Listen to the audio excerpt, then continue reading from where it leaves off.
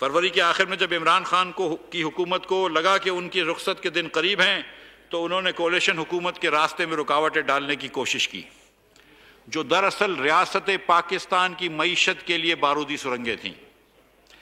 جس طریقے سے پیٹرول اور ڈیزل کی قیمتوں میں کمی کی گئی جبکہ حکومت کا خزانہ قرض مانگ کر چل رہا تھا، ان کے اس قدم سے ہماری ریاست ایک سنگین اقتصادی بحران میں پھنس گئی جس کو نکالنے کی کوشش اب تک جاری ہے۔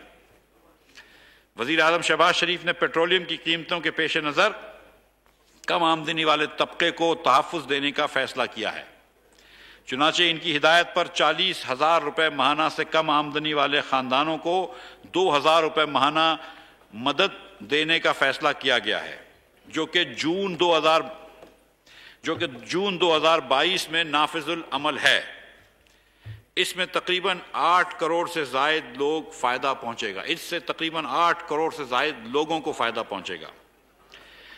یہ امداد مالی سال 2022-23 کے بجٹ میں بھی شامل کر دی گئی ہے۔ اس میں ضروری نہیں کہ کسی کے پاس کار یا موٹر سائیکل ہو، بلکہ جو عوام بس میں سفر کرتے ہیں وہ بھی اس سے فائدہ اٹھا سکتے ہیں۔ جو مستحق افراد بس میں پہلے سے رجسٹرڈ ہیں ان کو جون کے مہینے میں آٹومیٹکلی 2,000 روپے اضافی ادائیگی کی جا رہی ہے۔ ان میں مزید 60 لاکھ خاندانوں کو شامل کیا جا رہا ہے جن کو ہر مہینے جون سمیت 2,000 روپے دیے جائیں گے۔ 2013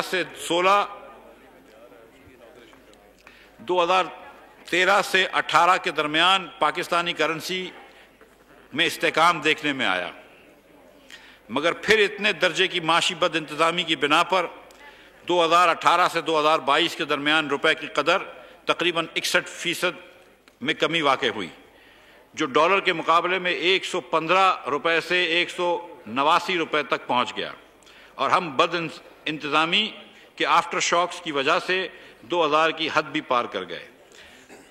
مگر ہم نے کرنسی کو استحکام دینے کے لیے تمام ضروری اقدامات کیے ہیں اور امید ہے کہ انشاءاللہ یہ اقدامات کام آئیں گے۔ سبسکرائب کریں اور بیل دبائیں تاکہ کوئی خبر رہ نہ جائے۔